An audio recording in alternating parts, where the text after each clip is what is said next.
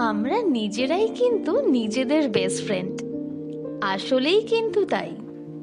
আমাদের কত না বলা গল্পগুলো আমরা নিজেরা ছাড়া কেউ জানে না। আমাদের কষ্টগুলো আমরা একাই অনুভব করি, একাই নিজেদের সান্ত্বনা দিই। একদিন সব ঠিক হয়ে যাবে। আমাদের আরো স্ট্রং হওয়া উচিত। আমাদের গল্প শোনার মানুষের অভাব না থাকলেও কত শত গল্প আমরা নিজেদেরকে বলতে থাকি। আমরা কোলাহলের থেকে নীরবতা ভালোবাসি। আমরা মাঝে মাঝে আমাদের ইচ্ছেগুলোকে প্রাধান্য দিই। নিজেরাই নিজেদের ভালো রাখার চেষ্টা করি। নিজেদের মন খারাপগুলো ভালো করার চেষ্টা করি।